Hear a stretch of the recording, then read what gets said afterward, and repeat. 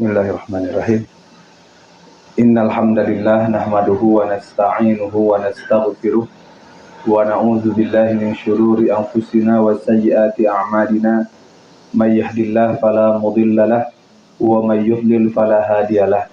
Asyhadu an la ilaha illallah wahdahu la syarikalah wa asyhadu anna Muhammadan abduhu wa rasuluh allazi la nabiyya ba'dahu amma ba'du.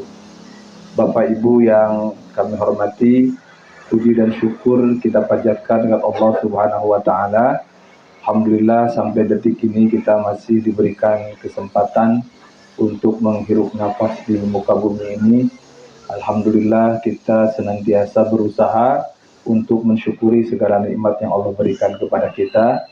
Tidak lupa kita doakan mudah-mudahan saudara-saudara kita yang sedang diuji musibah oleh Allah Subhanahu wa taala dengan penyakitnya, mudah-mudahan Allah segera angkat penyakit mereka dan Allah berikan kesembuhan kepada mereka. Bapak Ibu yang dimuliakan Allah Subhanahu wa taala, kita lanjutkan dulu. Mudah-mudahan ada waktu saya membahas atau mengupas sedikit tadi yang disampaikan oleh Bu Ina secara ringkas ya, di akhir aja nanti. Kita sekarang bab 3 ya. Biar tidak pengulangan nih. Ini belum ya? Belum ya, baik. Baik, sekarang kita akan membahas tentang buang hajat dan adabnya. Qada'ul hajah wa adabuha. Sebagaimana kita sampaikan di awal bahwa yang dimaksud dengan toharoh atau bersuci itu adalah bersuci dari hadas dan bersuci dari najis. Ya, bersuci dari hadas dan bersuci dari najis. Nah, membuang hajat berarti keluar najis. Berarti keluar najis. Maka yang pertama harus dijalankan adalah membersihkan bekas najis tersebut. Nah, itu disebutnya istinja dan istijmar. Apa itu istinja? Istinja itu artinya adalah membersihkan bekas kotoran dengan menggunakan air. Jadi kalau kita sudah buang air besar atau buang air kecil, maka wajib dibersihkan. Bagaimana cara membersihkannya? Membersihkannya bisa menggunakan air, bisa menggunakan batu atau yang semisalnya. Jika menggunakan air, itu disebutnya dengan istinja. Jika menggunakan batu atau yang sejenisnya, disebutnya istijmar. Ya, disebutnya istijmar. Jadi kita sering menyebut istinja itu ke batu. Jadi kalau misalkan tidak ada air, istinja cina gitu ya. Maksudnya apa? Pakai batu saja. Maksudnya itu bukan ya. Jadi istinja itu pakai air. Nah, istinja sendiri arti asalnya dari izalatun najwi. Apa an-najwu itu? Kotoran ya. Jadi menghilangkan kotoran. Kalau istijmar artinya menggunakan batu. Jamrun itu artinya batu. Ya, Ibu tahu kan jumroh ya. Jumroh itu kan melempar dengan batu, kerikil ya. Nah, karena jamrun itu arti asalnya batu. Nah, maka istinja adalah menghilangkan bekas kotoran dari luar lubang dengan menggunakan air. Adapun istijmar adalah mengusap bekas kotoran dengan benda suci yang halal yang bisa membersihkan seperti batu dan sebagainya. Nah, kita boleh melakukan salah satu dari keduanya setelah buang air. Terutama kalau kita lihat ini kan konteks Arab ketika itu negeri padang pasir, ya, tandus, jarang air gitu ya. Beda dengan sekarang kita di Indonesia hidup dengan air yang melimpah. Maka sesungguhnya dengan air itu lebih membersihkan, apalagi sekarang ada sabun dan lain sebagainya. Karena patokannya sampai apa? Sampai bersih. Ya, patokannya itu sampai hilang bekasnya gitu ya. Nah, dalilnya pertama hadis Anas. An Anasin radhiyallahu anhu, maksudnya Anas bin Malik. Qala, Anas berkata, kana Nabiyyu sallallahu alaihi wasallam, adalah Nabi sallallahu alaihi wasallam yadkhulul khala'a, masuk ke kamar kecil. Nah, Yang dimaksud dengan kamar kecil di sini sebetulnya jangan dibayangkan kamar kecil seperti kita. Karena khola itu artinya adalah makanun kholi. Apa makanun kholi itu? Tempat yang kosong. Karena mungkin belum familiar, belum populer bangunan kamar kecil seperti kita. Cuman agar mudah dipahami saya terjemahkan kamar kecil. Nah, dari mana dipahami itu? Karena Rasul membawa juga anazah. Anazah itu apa? Tombak kecil, ya. Tombak kecil. Nah, nanti itu tidak ada hubungannya dengan istinja, dengan wudu, nggak ada hubungannya. Nah, kata Anas, karena Nabi SAW adalah Nabi SAW yadkhulul khala. Beliau masuk ke kamar kecil. Maksudnya ke tempat buang hajat, ya. Fa'ahmilu ana, maka saya membawa. Wa gulamun, dan ada seorang anak kecil. Jadi gulam itu ada yang mengatakan anak dari lahir sampai usia 7 tahun. Itu gulam. Berarti ini Anas bin Malik ini ketika itu masih sangat muda. Masih sangat kanak-kanak, ya. Jadi tapi sudah mendapatkan kehormatan. Ya, dia mendampingi Nabi dan melayani Nabi. Nah, ini juga salah satu keistimewaan Anas bin Malik. Anas melayani Nabi, Nabi pergi ke toilet lah kalau sekarang gitu ya. Ini bukan toilet sebetulnya, tapi tempat buang hajat di padang pasir gitu ya. Nah, sehingga dia bawa air kan, karena tidak ada air di sana. Nah, siapa yang saya dengan anak seumur saya kata itu membawa idawah. Idawah itu bukan ember ya, kayak mug gitu. Mug, kalau ember itu lebih besar lagi. Jadi saya membawa satu mug air, ya. Nah, satu gayung kalau sekarang itu idawatan wa min ma'in wa anazah. Anazah itu tombak kecil. Ya, tombak tapi kecil, ya. Fayastanji bil ma. Kemudian Rasul beristinja, maksudnya membersihkan bekas buang hajatnya itu dengan air. Nah, ini dalil istinja.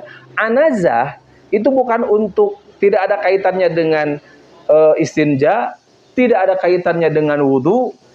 Anazah itu kaitannya dengan sholat. Kenapa? Kalau wudu pasti sholat. Buat apa dalam sholat? Buat sutroh. Kan kalau sholat di tanah terbuka, ya, maka kita harus meletakkan batas. Jadi misalkan di depan kita nih sholat nih, di depan nggak pakai sejadah, nggak pakai apa, itu harus pakai batas. Untuk apa? Untuk orang kalau lewat, oh ini batasnya, berarti nggak boleh di dalam batas itu. Itu namanya sutro. Nabi menggunakan anazah itu untuk sutro. Jadi ditancapkan karena padang pasir gitu, ya. Nah, jadi katanya berarti kalau begitu berbersih dari buang hajat itu harus pakai tombak kecil, digimanain gitu ya, nggak ada hubungannya. Jadi nggak ada hubungannya dengan ini, jadi jangan disalahpahami. Jadi nggak ada hubungannya dengan bebersih itu anazah atau tombak kecil itu nanti buat sholat gitu ya, buat sholat, dan itu buat sutrohnya. Nah, ini dalil yang pertama. Nah, kemudian itu dalil istinja ya. Dalil istijmar ini dari Aisyah. Wa an Aisyah radhiyallahu anha anin Nabi sallallahu alaihi wasallam qala, dari Aisyah dari Nabi SAW bersabda, idza zahaba ahadukum ilal ghaiti, jika kalian pergi buang hajat, falyastatib, maka bersucilah, ya, bisalah sati ahjarin, dengan menggunakan 3 batu minimal itu, ya. Fa innaha tujzi'u anhu, karena ia itu cukup, ya. Jadi cukup untuk membersihkan itu dengan 3 batu. Wal jam'u bainahuma afdal, dan menggabungkan batu dengan air itu afdal. Terutama ketika itu air sudah susah. Jadi mohon maaf, dibersihkan dulu, diusap dulu dengan batu, setelah itu baru dicuci dengan air, ya. Itu lebih utama, dan itu yang biasa dilaksanakan oleh penduduk Kuba, ya. Nah, saya tadi sebutkan istijmar tidak boleh kurang dari 3 batu. Ini dalilnya di bawah, ya. An Salman radhiyallahu anhu nahana, yakni Nabi sallam, an nastanjiya bil yamin, tidak boleh beristinja, bersuci atau bebersih dari buang hajat, ya, dengan tangan kanan. Wa annastanjiya bi aqal min salasati ahjar. Tidak boleh juga istinja, maksud di sini istijmar, itu kurang dari 3 batu. Dan tidak boleh juga wa annastanjiya bi roji'in. Apa roji' itu? Roji' itu adalah kotoran binatang yang kering di padang pasir, ya. Kotoran binatang, kotoran onta itu disebutnya raus. Raus. Jadi rawas seorang mah gitunya. Nah, jadi kotoran unta itu raus atau roji. Roji itu pokoknya kotoran kering. Mungkin disangkanya batu karena sudah kering, gitu ya. Nah, itu jangan sembarangan, tidak boleh biroj au bi azmin.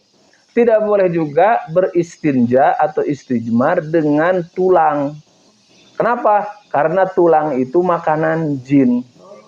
Ya, bagaimana jin makan tulang? Jangan ditanya. Goib, tanya aja sama jin, gitu ya. Nah, apakah jin makan tulangnya itu seperti anjing gitu, digegel, diletakkan? Kita tidak tahu. Cuman Rasul menjelaskan bahwa tulang itu makanan jin, gitu ya. Nah, itu tentang istijmar yang pertama ya. Jadi yang pertama ini sebetulnya bukan adab. Kalau ini wajib, ya. Kalau istinja dan istijmar itu wajib. Ya, nah yang masuk ke adab itu yang kedua nih. Ini adab ya. Jadi adab itu nanti ada yang wajib, ada yang sunnah. Kalau istinja sunnah wajib. Tapi kayak misalkan beristinja dengan tangan kanan itu makruh. Tapi makruhnya karahiyatut tahrim. Makruh ke arah yang mendekati haram. Ya, nah, karena makruh itu juga ada makruh tanjih. Ya, hanya dijauhi saja. Nah, yang selanjutnya ini juga termasuk kepada yang tidak boleh, ya, menghadap dan membelakangi kiblat ketika buang hajat. Jadi ketika buang hajat, kita menghadap kiblat. Kalau kiblat itu sebelah barat, miring ke sebelah utara, ya. Nah, maka tidak boleh gitu, seperti arah masjid gitu. Atau membelakanginya tidak boleh. Kalau di ruang terbuka. Ya. Tapi kalau di ruang tertutup boleh. Ya, kalau di rumah, di jamban di dalam rumah, gitu ya, atau di toilet umum. Tapi kalau di ruang terbuka, maaf, misalkan lagi camping, lagi camping di gunung tidak ada toilet yang tertutup, sehingga zaman bahula ke kebon, ke mana gitunya, nah gitu ya, mau pacul, gitu ya. Nah itu maka perhatikan, tidak boleh menghadap kiblat atau membelakanginya. Dalilnya dari Abi Ayyub Al-Ansari radhiyallahu anhu, qala Rasulullah SAW, idza ataitum al-ghaita, jika kalian membuang hajat, fala tastaqbilul qiblata, jangan menghadap kiblat, wala tastadbiruha, dan jangan membelakanginya, walakin syarriqu au gharribu, tetapi menghadaplah ke sebelah timur atau menghadap ke sebelah barat. Kenapa? Karena kalau dari Madinah kiblat ke paling mana? Ya, Mekah itu sebelah mana Madinah? Utara selatan. Selatan. Karena Madinah itu dari utara Mekah, ya. Jadi kalau dari Madinah di ruang terbuka tidak boleh menghadap utara atau menghadap selatan. Kalau menghadap selatan berarti akan menghadap kiblat. Menghadap utara berarti membelakangi kiblat. Makanya kata Nabi, syarriqu au gharribu, menghadaplah ke syarriqu itu ke arah masyriq. Masyriq itu timur. Menghadaplah ke arah timur atau menghadaplah ke arah barat. Qala Abu Ayyub, kata Abu Ayyub, faqadimna Syama, kemudian kami tiba di Syam. Fawajadna marahidha, kami mendapatkan di Syam itu, ya, marahid, jamban-jamban. Marahid itu jamban dari mirhad. Qad buniyat, sudah dibangun. Jadi di dalam bangunan, mungkin di Madinah belum populer ketika itu, ya, sehingga kalau mau buang hajat itu harus pergi ke tempat yang jauh yang tidak terlihat oleh orang. Itu khola namanya, ya. Nah, maka ketika itu dia lihat sudah ada marahid, bangunan-bangunan jamban yang sudah dibangun, ya, nahwal Ka'bah, melihat menghadap ke Ka'bah. Fanan harif anha wa nastaghfirullah. Nah, ini Abu Ayyub belum tahu, ya. Beliau nan harif, menjauhi dan beristighfar karena itu sudah menghadap kiblat. Nah, Dari mana kita tahu ya bahwa kalau di dalam bangunan tidak itu boleh gitu ya. Adapun jika di dalam bangunan tertutup atau di antara dirinya dengan kiblat ada satu penghalang, maka tidak apa-apa. Berdasarkan pertama hadis Ibnu Umar, ya, bahwasanya Ibnu Umar annahu ra'a Rasulullah sallallahu alaihi wasallam yabulu fi baitihi mustaqbilas syami mustadbirul qiblah. Nabi kencing, ya, buang air kecil di rumahnya itu mustaqbilal Syam, menghadap ke arah Syam. Jadi kalau dari Syam, kalau dari Madinah, Syam itu ke utara, ya. Jadi Syam itu Palestina, Yordania, Lebanon, Syria, itu Syam. Menghadap ke arah utara berarti menghalangi kiblat, tetapi di dalam rumahnya berarti boleh kalau di dalam bangunan. Nah, kemudian juga seperti hadis dari Marwan bin Al-Asghar, ya. Beliau berkata, ana hobnu umaro ba'irahu. Ibnu Umar ya menambatkan atau nyangcangkeun gitunya. Ba'irahu, untanya mustaqbilal qiblah. Untanya itu menghadap kiblat. Summa jalasa yabulu ilaihi. Kemudian Ibnu Umar itu duduk buang air kecil menghadap ke untanya tersebut. Fakultu, kemudian aku berkata, kata Marwan, Aba Abdurrahman. Abdurrahman itu Ibnu Umar, ya. Wahai Abu Abdurrahman, alaisa qad nuhiya an haza? Bukankah ini terlarang? Dia buang air kecil menghadap ke kiblat. Qala bala. Kata Ibnu Umar, tentu. Innama nuhiya an haza fil fadha. Sesungguhnya dilarang hal ini itu jika fil fadha, jika di ruang terbuka. Amma idza kana bainaka wa bainal qiblati syai'un yasturuka, adapun jika ada antara dirimu dengan kiblat sesuatu yang menghalangimu, fala ba'sa, maka tidak apa-apa. Nah, ini adab yang kedua, ya. Jadi yang pertama tadi istinja dan istijmar, yang kedua ketika buang air besar atau kecil, jika di ruang terbuka tidak boleh menghadap kiblat atau membelakangi kiblat kecuali jika di ruang tertutup. Nah, kemudian disunahkan ketika masuk kamar kecil, ya, itu berdoa, ya. Disunahkan bagi yang masuk kamar kecil ke toilet itu berdoa untuk mengucapkan doa. Ini saya tulis dengan Latin saja. Bismillahi Allahumma inni a'udzubika minal hubusi wal khobaisi. Ya biasanya diterjemahkan hubus itu setan lalakina, khobais setan awewe. Nah, gitu ya. Hubus itu jama dari khobis, ya. Sedangkan khobais jama dari khobisah, ya. Jadi khobis itu muzakkar, khobis itu artinya arti asalnya kotor, ya. Arti asalnya itu kotor, tercela gitu. Nah, berarti karena apa? Karena di jamban itu tempatnya setan, ya. Jadi setan itu betah di jamban teh. Madak orang tong betah-betah ting di jamban teh loba setana. Komo ayeuna mah bari mawa HP ka jamban teh, bari muka WA gitunya. Nah, kadang-kadang bari itu gitu ya. Nah, jadi seperlunya saja di toilet itu, ya. Nah, dan ketika masuk juga gitu ya, berdoanya itu aku berlindung kepada Allah dari setan laki-laki dan setan perempuan, yaitu hubus jama dari khobis dan khobais jama dari khobisah, gitu ya.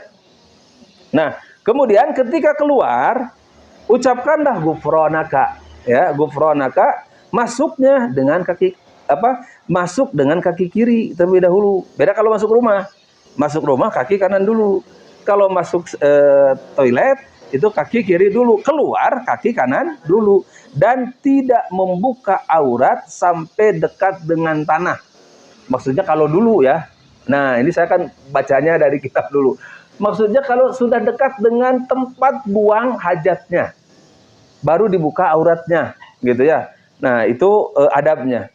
Adapun jika di tempat terbuka, maka disunahkan untuk menjauh. Jadi jangan tempat yang kemungkinan terlihat oleh orang lain, ya. Jadi Pami orang di lembur, misalkan di atas di gunung, ya, di tempat ini tidak ada orang, ya. Nah, itu cari tempat yang tidak ada orang, ya, tidak ada, maksudnya tidak ada jamban yang tertutup, sehingga kita terpaksa harus di tempat yang terbuka. Maka carilah tempat yang jauh yang tidak terlihat oleh orang, ya, atau menutupi, ya, di halangan kunaon we, nutiasa di halangan gitu, ya, agar tidak terlihat oleh orang lain. Dalilnya adalah hadis Jabir, ya. Kata Jabir, kharajna ma'a Rasulillahi sallallahu alaihi wasallam fi safarin. Kami pernah keluar bersama Rasulullah SAW dalam satu perjalanan.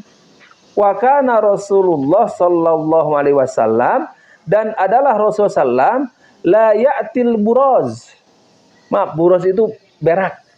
Maksudnya tidak buang air besar, ya. La ya'til buraz. Beliau tidak buang air besar hatta yataghayyab, sehingga yataghayyab itu tidak terlihat. Fala yura, sampai tidak terlihat. Jadi kami pergi saja, ya, tetap di padang pasir sampai orang tidak lihat di sebelah mana gitu, ya. Nah, itu dalil pertama. Kemudian yang kedua dari Ali, Rasulullah SAW bersabda, satru ma bainal jinni wa aurati bani adama idza dakhalal khala'a an yaqula bismillah. Ya. Ini juga dalil lain, sunnah lain ketika kita masuk ke khala. Kalau tadi kan masuk ke toilet, ya. Bagaimana kalau di ini? Ucap juga bismillah, karena bismillah ini penghalang antara dirinya dengan jin, ya. Jin, setan itu dari bangsa jin, ya. Setan itu dari bangsa jin, dan ini menegaskan bahwa di tempat kita buang air itu banyak sekali setannya, gitu, ya. Karena setan itu senang di tempat-tempat yang kotor. Nah, dari Anas radhiyallahu anhu, keadaan Nabi SAW idza dakhalal khala. Nah, ini juga sama, ya. Allahumma inni a'udzubika minal khubusi wal khaba'is. Saya tulis di sini teks hadisnya, ya. Aku berlindung kepada Allah, atau ya Allah, aku berlindung padamu dari setan laki-laki dan setan perempuan. Tadi sudah saya jelaskan, ya. Kemudian dalil lainnya, ini dalilnya menegaskan, kita baca saja. Kata Aisyah, karena sallallahu alaihi wasallam idza kharaja minal khala. Nah, jika keluar dari jamban atau dari tempat buang air, beliau berdoa ghufranaka. Ya, ghufranaka. Apa ghufranaka itu? Aku memohon ampunanmu, ya. Nah, kemudian dari Ibnu Umar radhiyallahu anhu, anna Nabiy sallallahu alaihi wasallam, bahwa Nabi sallallahu alaihi wasallam idza aradal hajah, jika hendak buang hajat, la yarfa saubahu hatta yadnu minal ardi. Jika mau buang hajat, tidak mengangkat pakaiannya sampai mendekat dari tanah. Ini jadi yang tadi saya jelaskan di atas, ini adalah hadis-hadisnya, dalil-dalilnya. Jadi adab yang ketiga, Bapak Ibu sekalian, yaitu berdoa baik ketika masuk atau ketika keluar. Kemudian ketika masuk mendahulukan tangan kiri, ketika keluar mendahulukan tangan saraum keneh berartinya. Alhamdulillah. Ketika masuk mendahulukan kaki kiri, ketika keluar mendahulukan kaki kanan. Doanya ketika masuk, Allahumma inni a'udzubika minal khubuthi wal khaba'isi. Ketika keluar, doanya ghufranaka. Tidak membuka auratnya kecuali sudah dekat dengan tempat buang hajatnya. Adab yang keempat adalah haram dilakukan ketika buang hajat. Ya. Yang pertama, tidak boleh buang air di air yang tidak mengalir. Ya. Jadi kalau aya cai ngeyemeng, punten entong buang hajat didinya. Gitu, ya. Ya, jadi harus mengalir gitu air itu. Dari Jabir Nabi sallallahu alaihi wasallam qala annahu naha anil bauli fil ma'ir raqid. Nabi melarang, ya, untuk kencing di air yang tidak mengalir, air yang diam. Ini saya pikir kalau ditanya ke ahli kesehatan pasti banyak hikmahnya, ya. Karena air yang diam itu kan penyakit. Air diam itu jangankan tidak dikencingi saja, biarkan air itu busuk sendiri. Ya, air yang diam itu, kecuali air jam-jam. Ya, kalau air jam-jam disimpan tidak akan busuk, gitu, ya. Nah, jadi kalau air misalkan air sungai, air apa, kalau kita kalau punya kolam kecil aja ya, itu kan bersihinnya tiap berapa hari itu kan? Ya, itu kan padahal ada ikannya, ada apanya, tetap harus bersih. Kenapa? Karena tidak mengalir. Ya, karena tidak mengalir. Apalagi kalau di sana kita buang air kecil, air kecil di sana, gitu ya. Jadi tidak boleh buang air kecil dengan di air yang tidak mengalir. Yang kedua nih, tidak boleh, memegang kemaluannya dengan tangan kanan. Ya, ketika buang air, ya. Nah, idza bala ahadukum fala ya'khudhanna dzakarahu bi yaminihi wa la yastanji bi yaminihi. Ya, tidak boleh memegang kemaluannya dengan tangan kanan dan tidak boleh juga ya istinjanya atau bebersihnya dengan tangan kanan. Kemudian tidak boleh juga kencing atau buang air besar di jalan. Ya, tempat orang lewat. Gitu. Atau tempat berteduh. Ya, rausen di hadapan tangkal gitunya. Engke batur ngiuhan didinya baueun. Gitu ya. Nah, di tempat berteduh atau tidak boleh ini di tempat umum, taman umum ya. Maksudnya tempat umum itu tidak boleh. Ya, itu tipe ya. Bergeser sendiri itu ya. Nah, di bawah pohon yang berbuah juga tidak boleh. Ya. Tuh. Pohon yang berbuah gitu kan, orang nanti akan ke sana. Ini artinya tidak boleh memadaratkan orang lain. Ya, jadi buang air itu kalau di luar jamban, cari tempat-tempat yang mungkin moal katincak ku batur. Gitu ya. Nah, kemudian juga atau di tempat sumber air. Nanti kan kalau kita di sumber air naku orang di kotoran, mungkin cairnya kotor terus, gitu ya.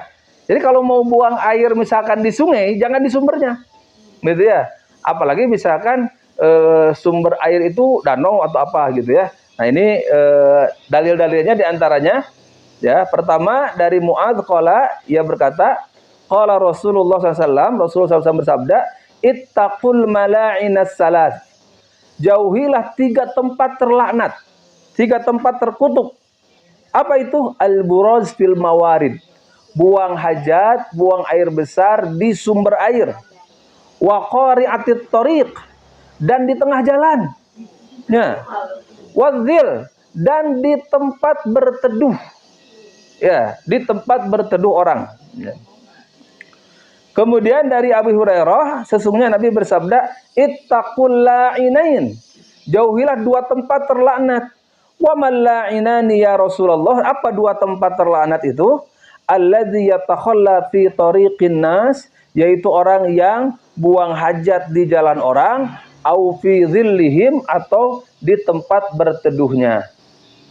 Kemudian diharamkan pula membaca Quran. Istijmar dengan kotoran unta kering, tulang atau makanan berdasarkan hadis, ya.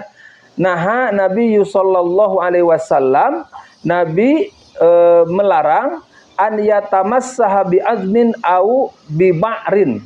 Nabi melarang kita mengusap dengan tulang atau dengan kotoran unta. Nah, atau maaf, di sini rambut ya, atau dengan tulang atau rambut.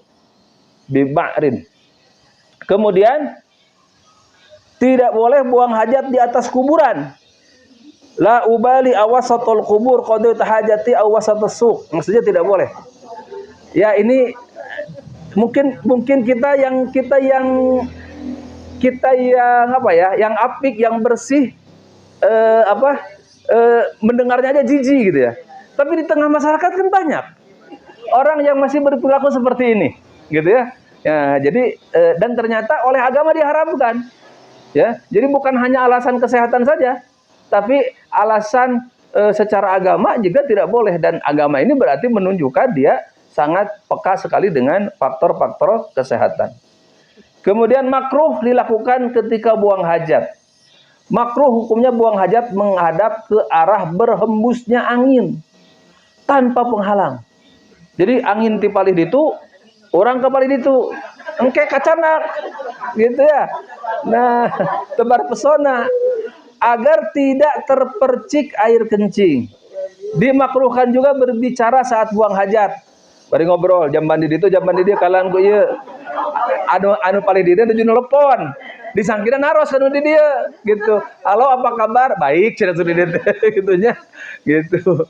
Kemana saja? Ada cenah gitunya. Terus lami-lami nu hijina teh nelpon teh. Sudah ya nelponnya, ada orang gila famili saya gitu ya. Nah, jadi tidak boleh ya, itu makruh ya. Makruh ketika buang air itu ngobrol gitu ya. Nah, kemudian juga suatu ketika, ini bukan suratu ya, suatu ketika pernah seorang lewat pada Nabi dan beliau sedang buang air kecil. Orang tersebut mengucapkan salam, Nabi tidak menjawabnya. Ya, jadi pami ayah orang mengucapkan salam, batur menuju buang air kecil. Itu dijawab, ini sombong, cina gitunya. Nah, jangan gitu ya. Itu karena memang tidak boleh gitu ya, makruh. Anna Nabi SAW naha an yubala fil hujri ya fil juhri qila li Qatadah wa ma balul juhri qala yuqalu innaha masakinul jin. Nabi melarang buang air pada lubang. Ya, tidak boleh kita kencing di lubang. Ya, dikatakan kepada Qatadah, ada apa dengan lubang? Bebas satu di mana we cenah gitunya. Nah, maka Nabi menjawab sesungguhnya dia adalah tempat tinggal jin. Dan karena tidak aman, jika ada hewan di dalamnya, maka ia bisa menyakitkan hewan yang ada di dalamnya, atau ia tempat tinggal jin, maka dia bisa menyakitinya juga. Baik, kita selesaikan saja ini. Kemudian dimakruhkan juga masuk ke tempat buang hajat dengan sesuatu yang padanya ada zikir. Tadi saya sebutkan ada tidak boleh sambil baca Quran, sambil bawa sesuatu yang di sana ada zikir. Ya, ada lafaz Allah, ada ini gitu ya. Nah, ada di HP kan ayat Quran gitu ya. Nah, kepada Allah kecuali jika ada kebutuhan tertentu. Karena Rasulullah SAW jika masuk ke dalam tempat buang hajat, maka beliau meletakkan cincinnya. Kenapa? Karena di cincin Nabi itu ada lafaz Allah. Ya, beliau letakkan cincinnya. Maka kalau misalkan kita memakai satu pakaian atau apa gitu ya, yang di sana ada lafaz Allah, itu jangan dimasukin ke dibawa ke toilet. Kecuali ada keperluan, maksudnya kecuali darurat. Tidak aman.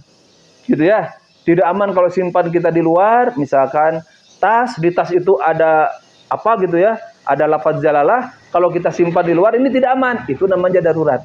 Ya, tapi kalau di tempat aman, di rumah sendiri atau di safar, tapi misalkan kita bawa teman, dititipkan dulu ke teman, atau ada penyimpanan, itu aman. Ya, jadi kalau tidak aman maka boleh gitu ya.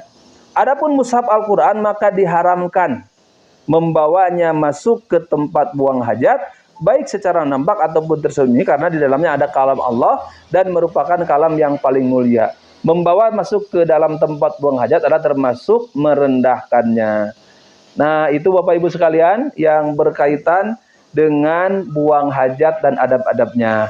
Ya, namanya fikih ya, seperti banyak hal-hal yang sepertinya kok gitu-gitu amat gitu ya. Tapi memang demikianlah syariat Islam sampai detil gitu ya. Dan alhamdulillah kalau dilihat ini kayaknya kalau bagi kita-kita ini tugas kita mungkin mengingatkan orang-orang yang belum aware gitu ya dengan syariat seperti ini, dan dia juga cocok atau sesuai dengan tuntutan kesehatan.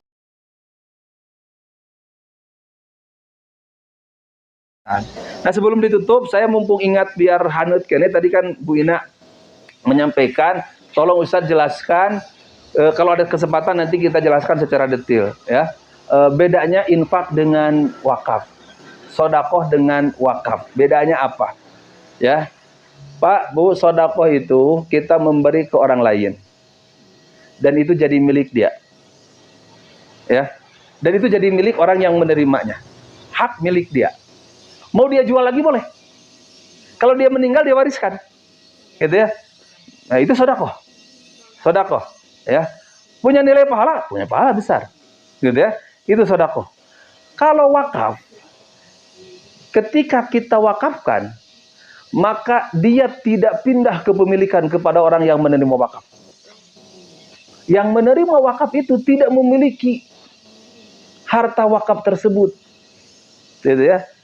Tapi wakaf itu kepemilikannya wakofa. Apa wakofa itu? Terhenti. Hanya kemanfaatannya. Kemana tuh kepemilikannya? Kembali kepada Allah. Wakaf itu hakikatnya lillah. Wakaf itu hakikatnya kepada Allah Subhanahu wa Ta'ala. Makanya kalau kita bersedekah, kemudian sedekah itu dijual oleh yang menerimanya, dia meninggal diwariskan, nggak apa-apa. Tapi kalau wakaf itu tidak boleh dia berikan lagi ke orang lain, gitu ya. Karena wakaf itu boleh diurus oleh yang menerimanya. Ini misalkan saya wakaf kan bisa untuk keluarga misalkan, ya, atau bisa wakaf ini untuk umum misalkan itu ya.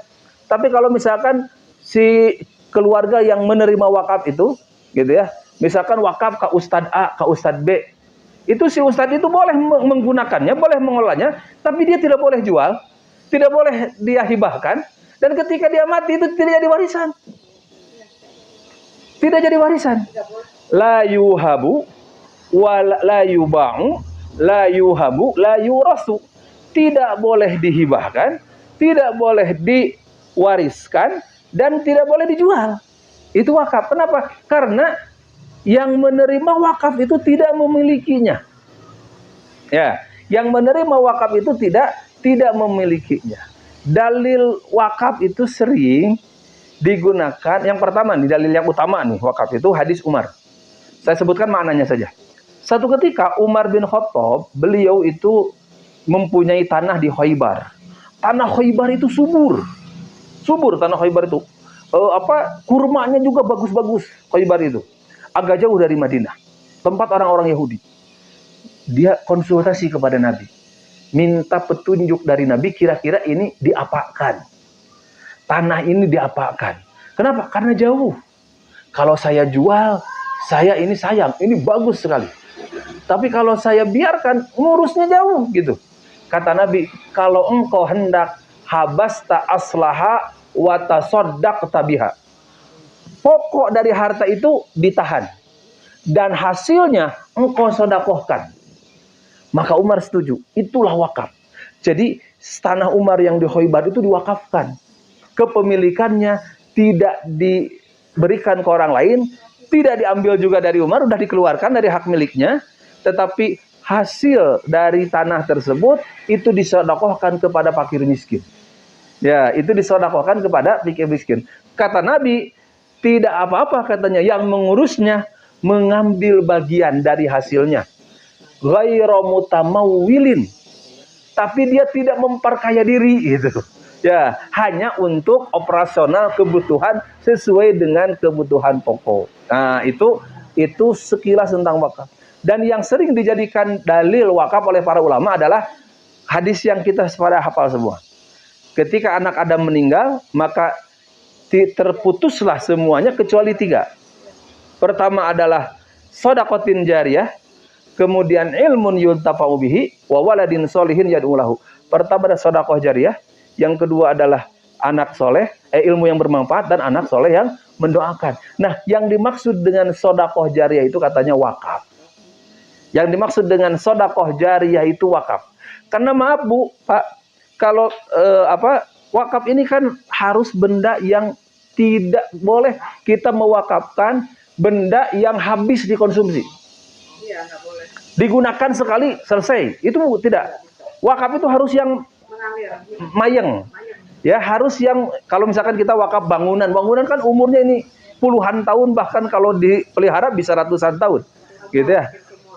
Bikin sumur, tanah, kebun, gitu ya. Nah, itu rumah sakit itu wakaf. Ya, jadi wakaf itu adalah harus yang kemanfaatannya itu berlangsung lama. Selama kemanfaatannya itu terus ada, maka pahalanya itu terus mengalir kepada orang itu. Jadi dia, kalau ditanya, mana yang lebih besar pahalanya atau lebih utama, apakah wakaf atau sedekah? Wakaf. Ya, jadi kalau Bu Ira kemarin misalkan, saya wakaf, itu 31 juta itu bukan buat Bu Is. Tidak boleh dipakai oleh Bu Is itu. Boleh dipakai buat bangunan, maka bangunannya jadi wakaf. Masuk bangunannya nanti tidak boleh, gitu ya. Jadi misalkan nanti dijual, nggak punya uang, ini ada wakaf, jual saja, nggak boleh, haram, gitu ya. Tapi kalau sedekah boleh itu. Ya, jadi termasuk hadiah itu sodakoh masuknya gitu ya. Nah, jadi kalau sodakoh itu ada kepindahan hak milik. Nah, ada juga antara wakaf dan sodakoh. Antara wakaf dan sodakoh itu namanya manihah, atau istilah lainnya itu ariyah. Sebetulnya kalau di kita sering disebutnya manihah. Manihah itu Pak Bu, kepemilikannya tetap kita yang milik, ya. Tapi hasilnya kita sodakohkan. Misalkan begini, kita punya kebun 1 hektar, atau misalkan kita punya kebun kelapa sawit di Riau 100 hektar, gitu ya. Hasil dari kelapa sawit itu buat pesantren, silakan. Saya tidak ambil, gitu ya. Tapi kebun sawitnya tetap milik kita, ya. Jadi kebun sawitnya tetap milik kita. Itu namanya ariyah. Ariyah. Manihah juga. Sebetulnya manihah itu ada yang membedakan begini. Aliyah dengan manihah itu. Manihah itu contohnya misalkan kita punya sapi peras, sapi perah. Nah susunya itu silahkan disodakohkan, dijual untuk fakir miskin, tapi sapinya tetap milik kita. Itu disebut manihah. Nah, tapi manihah ini juga suka digunakan tadi, yang ariyah tadi sering juga disebut manihah. Nah, ini juga menjadi sodakoh yang luar biasa, gitu ya. Nah, jadi kalau wakaf itu kan dikeluarkan hak miliknya dari kita. Kalau manihah tetap hak milik kita, gitu ya. Jadi kalau misalkan nanti itu bisa berjangka berapa tahun, 10 tahun misalkan, gitu ya. Berapa tahun? Selama saya hidup. Berarti kalau dia sudah meninggal itu kembali ke ahli waris, gitu ya. Tapi kalau wakaf tidak boleh itu. Nggak wakafkan sabaraha alami 10 tahunan tekenging. Ya. Jadi wakaf itu tidak berjangka, gitu ya. Nah, jadi ini Bapak Ibu sekalian sedikit mungkin saya jelaskan. Mungkin nanti kalau ada kesempatan bisa kita bahas khusus mengenai wakaf ini karena banyak ketentuan-ketentuan terhadap wakaf ini. Itu saja mungkin tambahannya. Sudah jam 11, kita infak sama dengan sedekah. Jadi istilahnya jadi gini, nah ada zakat. Kalau zakat yang wajib. Kalau infak, sedekah sunnah. Tapi di dalam Quran, infak dan sedekah itu sering juga digunakan untuk zakat. Misalkan khudz min amwalihim shadaqatan, ya. Ambillah dari harta mereka itu sedekah. Itu zakat maksudnya. Karena kalau yang wajib itu zakat. Tapi kalau zakat tidak pernah digunakan untuk yang sunat. Demikian juga infak. Ya. Walladzina yaknizuna adh-dhahaba wal fiddata tsumma la yunfiqunaha. Orang-orang yang menimbun emas perak kemudian tidak menginfakkannya. Maksudnya tidak mengeluarkan zakatnya. Ya.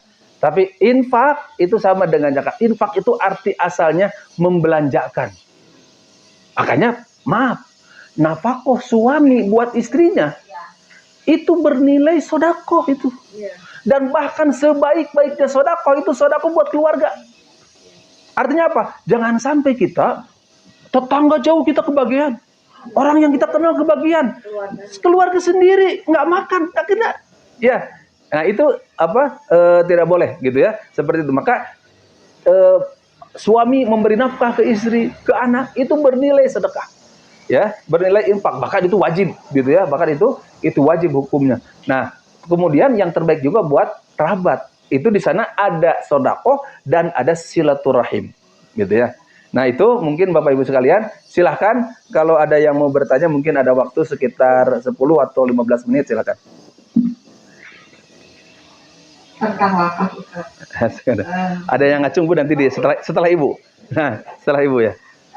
Ustaz, tentang wakaf karena banyak sekali yang menitipi kepada saya dari tahun 2000 dengan beberapa yayasan-yayasan. Saya pernah menyalurkan wakaf, bukan dari versi kemarin, terakhir versi ya Ibu Zani itu, ke satu yayasan. Kebetulan ustadznya itu ustadz yang dari mu'alaf, dari seorang petinggi di negara kita, cukup besar ustadz itu tanah yang dia berikan, cuma letaknya jauh, letaknya itu di Bogor, sedangkan Ustadz tersebut domisilinya di Bandung. Di Bandung. Kemudian kami sangat membutuhkan karena itu di situ banyak anak-anak asuh yang harus kami bina. Itulah saya dengan Bu Ati waktu itu harus saya bina, dan apabila anak-anak itu sudah jadi harus dikirim pulang anak Timur ya, mungkin Ustadz tahu ya, Ustadz Soleh Hasan ya, itu binaan saya itu. Nah kemudian dia bilang, Bunda, kita butuh tempat yang lebih bagus.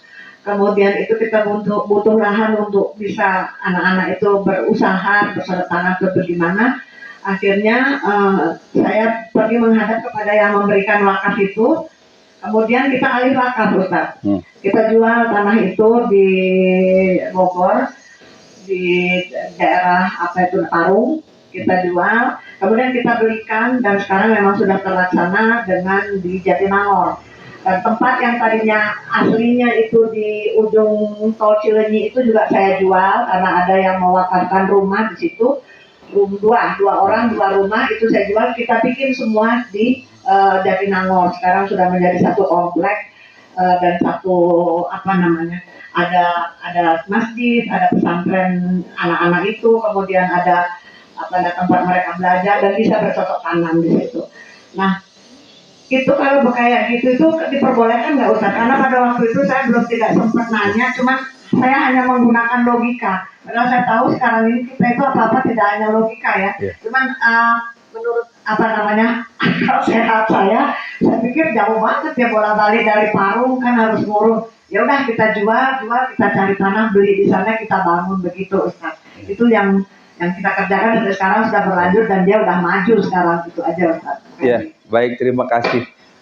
Pada dasarnya nggak boleh. Nggak boleh. Pada dasarnya. Itu terus tenang, Bu, saya belum selesai. Ya, saya belum selesai. Pada dasarnya tidak boleh. Kenapa saya katakan ini? Biar tidak tasahul. Tidak jadi kebiasaan. Tidak menganggap enteng. Iya. Gitu ya. Nah, jadi nanti, tapi kalau ada kemanfaatan yang lebih dari proses itu, maka itu boleh dengan syarat tidak berkurang. Ya, malah tidak berkurang nilainya. Ya, tidak berkurang nilainya. Jadi kalau misalkan tadi si tanah yang di Bogor itu harganya itu sekitar 500 juta kalau dijual, maka nilai yang dibelikan lagi itu harus segitu. Jadi tidak boleh nanti dijual di sana 500 juta, belikannya 400 juta. 100 juta ditilep gitu. Nah, itu tidak boleh gitu ya. Jadi cari untung seperti itu tidak boleh. Nah, itu jadi pada dasarnya tidak boleh. Tapi kalau misalkan nih kita punya tanah wakaf, kena proyek jalan, pelebaran jalan, jangan ini wakaf boleh dijual ini segala macam. Itu darurat, gitu kan? Maka tanah ini karena wakaf, dia tidak boleh dijual, diambil uangnya. Tapi dia boleh dijual, ambil uangnya, pindahkan ke tempat lain untuk kepentingan sesuai dengan niat wakaf tersebut, gitu ya. Nah, kenapa saya katakan tidak boleh dulu? Karena banyak orang yang menyalahgunakan itu. Sekarang, Bu, kalau itu dulu kayak Ibu prosesnya belum disertifikat wakafkan yang di Parung itu. Kalau misalkan kita punya tanah wakaf dan prosesnya itu sudah jadi sertifikat wakaf yang dikeluarkan oleh BPN, itu prosesnya luar biasa itu. Karena kena undang-undang wakaf, gitu. Ya, jadi karena kena undang-undang wakaf. Itulah, dan undang-undang itu dasarnya kepada wakaf itu tidak boleh sembarangan dijual belikan, gitu ya. Nantinya boleh tidak itu? Akan boleh. Kalau ada alasan yang membolehkan, tapi prosesnya tidak akan mudah. Jadi kita harus mengajukan ke BPN untuk proses ruislah. Baru setelah ada persetujuan dari BPN, dan untuk mendapatkan persetujuan itu syaratnya lumayan panjang. Gitu. Ya, jadi itu apa? Makanya saya tadi jawabannya tidak boleh dulu. Gitu ya.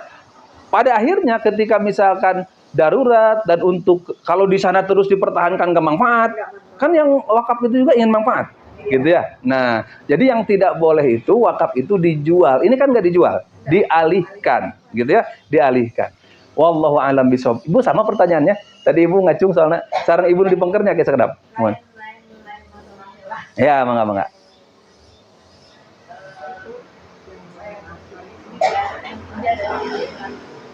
istijah dan istimah. Oh iya iya. Iya. Itu kalau hukumnya tayamum bagaimana? Ya. Tuh. Yang kedua, kalau misalnya baju yang kena najis, ya. itu kita cuci di mesin cuci, ya. dicampur, ya. terus langsung di prosesnya itu, apakah itu salah? Iya, baik. Tayamum dengan istijmar itu beda permasalahan.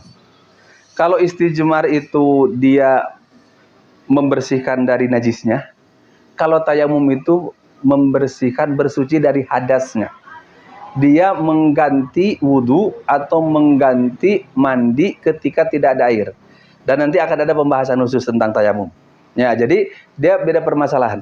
Jadi kalau istijmar itu dia mensucikan dari kotoran yang keluarnya. Tapi kalau tayamum itu pengganti wudhu, ya. Jadi pengganti wudhu. Jadi setelah itu, setelah istinja atau istijmar, kita mau wudhu nggak ada air, tayamum, gitu ya. Atau setelah istinja istijmar kita mau wudhu tapi sakit, kata dokter kalau pakai air nanti tambah sakit, tayamum, boleh, gitu ya. Nah itu yang pertama. Yang kedua tadi itu apa? Baju yang kena najis, gitu ya. Kalau kita langsung cuci, hilang nggak najisnya? Selama hilang boleh. Ya, jadi sebetulnya ini sebagai kehati-hatian saja. Coba itu bekas setelah ini ya, maaf. Setelah kita campur itu, setelah kita kasih sabun, digiling mesin cuci gitu ya, kemudian dikelamkeun mangke nganggo molto gitu ya, angkat. Tadi yang kena najisnya sebelah mana? Ada nggak? Iya, bersih berarti. Tapi biar lebih tenang gitu ya. Biar pada dasarnya yang penting hilang najisnya. Biar lebih tenang gitu ya. Misalkan kita yang kena punten, misalkannya pakaian bayi kena nya misalkannya itu digosok dulu, ini baru disatuin di mesin cuci ya. Atau punya kita misalkan kecipratan air kencing atau apa, digosok dulu baru dimasukkan dibarengkan dengan air cuci. Mesin cuci itu lebih menenangkan. Pada dasarnya selama bekas najisnya itu tidak ada, maka itu sah, boleh dan menjadi suci. Wallahu alam. Mangga Ibu nulis pengker. Ya. Kalau misalkan ada seseorang yang wakaf, ya. Nah, wakaf itu kebetulan berupa tanah di samping masjid yang lain. Nah, wakafnya itu kepada salah satu organisasi. Nah, karena wakafnya itu dekat masjid dan berlainan mungkin organisasinya. Nah, pihak organisasi itu memindahkan tanah wakafnya. Nah, apakah itu harus izin orang yang mewakafkan karena masih ada atau harus sama organisasi langsung gitu? Itu kan nazir ya. Nazir itu bisa organisasi, bisa perorangan, ya. Jadi nazir itu bisa organisasi, bisa perorangan. Sebetulnya kan memang wakafnya buat masjid lagi, Bu ya. Oh iya, kalau buat masjid lagi lebih baik dipindahkan ke tempat lain, gitu ya. Lebih baik dipindahkan. Apakah harus izin kepada yang mewakafkan? Pada dasarnya kan yang mewakafkan itu dia sudah mengeluarkan dari kepemilikannya, gitu ya. Nah, maka dia itu sebetulnya kan banyak orang kita yang mewakafkan tapi masih merasa memiliki, sehingga mengatur, ya, sehingga ikut mengatur. Yang sudah mewakafkan itu dia tidak mengatur, karena dia sudah melepaskan itu dan mempercayakan kepada yang mengelolanya, yaitu nazirnya. Tapi ini masuknya adab saja. Ya, adab saja, etika saja, gitu ya. Etika bahwa dia tetap bermusyawarah agar enak orang yang ini nanti. Karena apa? Karena jadi masalah nanti. Tiba-tiba pindah. Itu yang pertama. Yang kedua, memang ketika kita menguruskan legalitas, ya, ketika kita menguruskan legalitas, ketika mau pindah atau macam itu memang harus sekarang itu harus ada tanda tangan dari keluarga yang mewakafkan. Itu harus ada tanda tangan. Artinya apa? Artinya oleh regulasi juga itu dituntut kita untuk meminta izin kepada mereka, gitu ya. Nah, jadi pada dasarnya tidak harus, tapi tidak harus pada dasarnya, tapi bagian dari etika. Maka dan untuk asas kemaslahatan, daripada nanti kita misalkan habak-habak kayak jadi masalah, jadi pipa seun, jadi naon, itu kan madarat gitu ya. Ya. Pertanyaan yang kedua, tapi di luar tema ini. Nggak apa-apa. Jadi ya Ustaz kan pada Lailatul Qadar. Ya. Nah, tapi di beredar itu tanggal 17 Ya. Ramadan. Ya. Jadi saya pengen tahu itu seperti apa gitu. Ya, jadi Al-Quran itu turunnya malam Lailatul Qadar, tapi diperingati 17 Ramadan. Padahal Lailatul Qadar itu di malam lilikuran. Jadi nularas itu nu mana gitunya. Nah, jadi Al-Quran itu turunnya 2 tahap. Ya, Al-Quran itu turunnya 2 tahap. Tahap pertama itu secara keseluruhan dari Lauhil Mahfuz ke Sama'id Dunya, ke langit dunia. Itu secara keseluruhan. Ya, dari Al-Fatihah sampai An-Nas.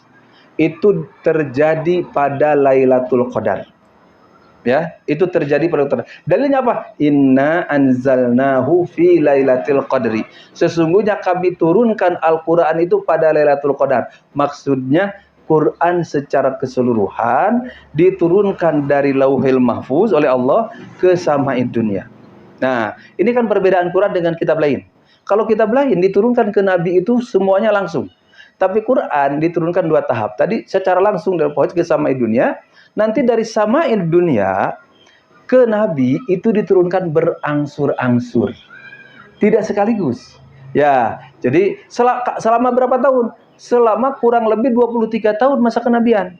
13 tahun di Mekah, 10 tahun di Madinah. Ya, nah ayat-ayat yang turun di Mekah disebut Makkiyah, ayat-ayat yang turun di Madinah disebut Madaniyah. Nah, kemudian dari mana tuh 17 itu? Menurut salah satu riwayat, ayat pertama turun Iqra, ya, di Gua Hiro itu juga bulan Ramadan. Ya, itu juga bulan Ramadan. Baik Quran secara keseluruhan, baik ayat yang pertama turun itu turun di bulan Ramadan. Ayat Al-Quran secara keseluruhan dari Lauhul Mahfuz ke Sama'id Dunya di Lailatul Qadar. Ayat pertama turun di bulan Ramadan, ada yang meriwayatkan tanggal 17, ada yang meriwayatkan tanggal 21. Gitu ya. Jadi semuanya benar gitu. Tapi harus tahu bacaan anak gitunya. Detailnya seperti itu. Ya, jadi tidak bertentangan yang 17 dengan yang Lailatul Qadar. Karena yang Lailatul Qadar itu turunnya Al-Quran secara keseluruhan, tapi yang 17 itu adalah turunnya ayat pertama. Ya, turunnya ayat pertama kepada Nabi di Gua Hiro. Demikian Ibu. Ya. Ya, Bangga. Masih tentang wakaf Ustaz.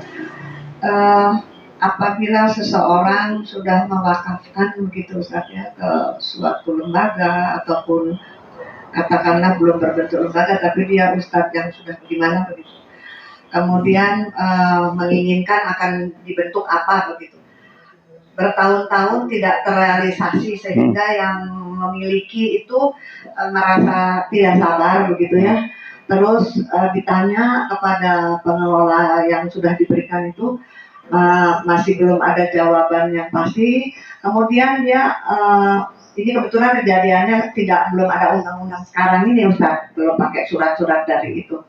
Kemudian dia ingin menarik begitu saja ya. Jadi alih wakaf jadi dikasihkan lagi ke orang lain begitu. Hukumnya gimana? Hukumnya gimana? Kebetulan saya kasus ini ada 2 saya. Yang satu tahun 2003 begitu. Ditarik lagi begitu, yang satu ini yang akhirnya saya serahkan ke Persis ini, itu kan juga dari Ustadz yang bukan kali-kali ya Ustadz ya, kita keluarkan gitu, alhamdulillah itu sudah berapa tahun itu 3 tahun lebih begitu, karena tidak ada jawaban yang pasti, saya bilang kita tarik saja, begitu udah ada, saya juga bingung mau diserahin kemana, jadi ketimbang dikasihkan ke Pak Aceh ya, ke Persis begitu. Berarti saya dalam perjalanan dakwah saya ini sudah 2 kali saya melakukan begitu, itu salah nggak itu Ustaz? Itu namanya bukan alih wakaf, tapi ganti nazir itu. Ganti nazir ya? Boleh. Mengganti nazir. Kalau nazirnya tidak amanah, tidak mengelola wakaf dengan baik, itu boleh. boleh ya. Ya, itu bukan alih wakaf itu sebetulnya. Wakaf aja kan tetap. Ya, tanahnya tidak di ini. Iya. Itu mengganti nazir. Ya, ya, itu jadi mengganti nazir. Jadi nanti jangan disebut menarik wakaf juga karena wakaf itu nggak boleh ditarik lagi. Gitu ya. Jadi itu namanya mengganti nazir. Nazir itu apa? Pengelola. Gitu ya. Cara ininya, administrasinya gimana itu? Kalau sekarang Udah dikasih ke, ya kalau dikasih sini udah beres lah ya. Iya. Yang itu kan udah dikasih begitu terus gimana Pak? Kalau sekarang memang harus ada ini, harus lapor lagi ke KUA, harus ini.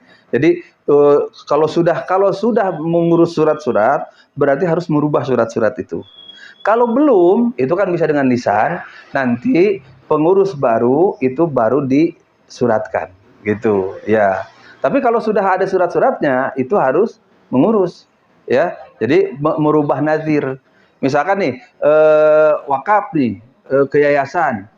Tapi yayasan itu misalkan bubar, gitu ya. Yayasan itu bubar, berarti kan dia tidak bisa mengelola lagi karena yayasannya sudah tidak ada, gitu. Nah, akhirnya dia pindahkan ke yayasan lain atau dia pindahkan ke ormas pengelolanya. Itu tinggal lapor saja ke KUA, gitu ya. Nah, jadi kalau itu administrasinya, ya sebetulnya kalau tidak pakai administrasi kan sama lisan juga boleh, gitu, ya. Nah, bisa secara ini mah, iya, gitu. Karena mungkin Ustaz apa namanya itu yang kita minta lagi itu ya kebetulan ya kalau yang di tempat Ustaz nggak jadi masalah. Ada aja jawabannya gitu loh Ustaz, jadi seolah-olah nggak dikasih. Bagaimana itu caranya ya? Karena kita memang belum pakai surat-surat begitu. Iya. Ya, kalau memang dia tidak mengelola, memang boleh dipindahkan ke orang lain. Karena udah terlalu lama tidak ada wujud ya, tidak ada realisasi. Kebetulan tidak besar sih, hanya 2 hektar gitu. Ya lumayan 2 hektar bukan. Ya, tapi dibandingin sama kemarin kan besar yang di Ciwidey ya. Iya, jadi boleh. Harus diperjuangkan terus ya. Ya, jadi gini aja, kalau memang tidak mau dialihkan nazirnya ya dia kelola gitu aja. Sampai udah meninggal pemiliknya gimana ya? Iya. Ya udah. Jadi harus ya diperjuangkan. Diperjuangkan saja. Jadi namanya itu bukan menarik wakaf, tapi mengganti nazir, gitu ya. Ya. Baik, terakhir Bu ya. Jadi wakaf itu berupa dana uang boleh. Boleh. Tentang mudah sembarangan, saya melihat di sini banyak sekali orang muda yang sangat pendidikan. Betul. Apa itu? Itu termasuk ini memang ada kaitannya dengan ini ya. Jadi meludah itu Nabi ada adabnya. Meludah itu tidak boleh ke depan. Dia ke kiri, gitu ya. Dan meludah juga tadi sama, tidak boleh sembarangan. Gitu ya. Jadi ludah itu kan sama kotoran juga, ya. Menjijikan. Jadi sama itu juga Bu, termasuk yang tidak boleh sembarangan. Tapi itu mungkin nanti bisa saya cari lagi ini ya, hadisnya ya. Termasuk yang dimakruhkan. Tidak boleh kita misalkan meludah di air yang ini ya, air yang tadi yang hampir mirip lah dengan tadi buang air ini ya, air yang tidak mengalir, air yang digunakan untuk misalkan orang-orang mengambil buat minum buat apa di sana, itu tidak boleh, gitu ya.